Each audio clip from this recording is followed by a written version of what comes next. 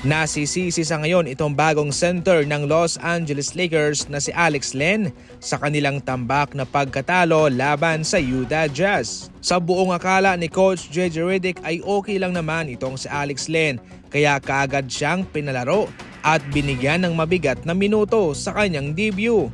Ayon nga sa impormasyon mga idol, sa 14 minutes na playing time ni Alex Len sa loob ay na-outscored sila ng Utah Jazz ng 19 points. Ibig sabihin nun ay hindi nga ho naging maganda ang presensya ni Alex Len sa Los Angeles Lakers. Ayon kay Coach JJ Redick, itong si Alex Len sana ang magdadala ng size at depensa sa kanila. Subalit mga idol, sa mga minutong ibinigay sa kanya ay nahirapan naman siya. So totally si Alex Len sa ngayon ang napagbubuntangan ng sisi pati sa mga NBA fans kung bakit natalo ang Los Angeles Lakers na tambak pa kontra Utah Jazz.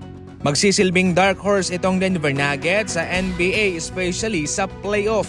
Kahit na hindi man ganoon kasmooth ang kanilang paninimula sa pagbubukas ng NBA regular season, ngayon ay kanilang napapanatili naman ang kanilang magandang standing sa loob ng top 5 sa Western Conference. Sa kanilang pinakalites na laban kontra Portland Trail Blazers, itong si Murray ay nagkaroon pa ng bagong career high na 55 points. Ito'y sampal sa mga nagsasabing mahina na siya. Samantalang si Jokic naman ay nag-ambag ng as usual triple-double, 26 points, 15 rebounds and 10 assists. Samantalang si Christian Brown big time performance din, 21 points, 10 rebounds and 6 assists. Delikadong kaharap itong Denver Nuggets sa playoff mga idol sapagkat maliban sa kanilang big 3 na sina Russell Westbrook, Nikola Jokic at Jamal Murray ay mayroon pa silang mga magagaling na role player.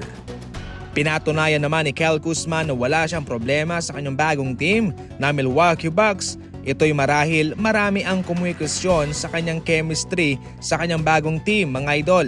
Sa kanilang laban nga kontra Minnesota, walang Dame, walang Giannis. Itong si Kuzma mga idol ang tumulong kay Trent Jr.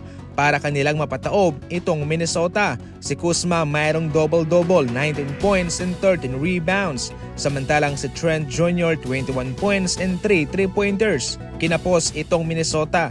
Si Edwards 28 points, Reed 22, Gobert 20 points. Si Kuzma ang magsisilbing pangatlong option sa scoring kay Dame at kay Giannis. At ngayon sa laban na ito mga idol, na siyang lubos na kinakailangan yung kanyang scoring ay hindi naman niya binigo ang kanyang bagong team na Milwaukee Bucks at kanyang ipinakita na kaya niya ring makatulong at buhatin itong kanyang team kahit na wala pa man yung kanilang dalawang main offensive firepower.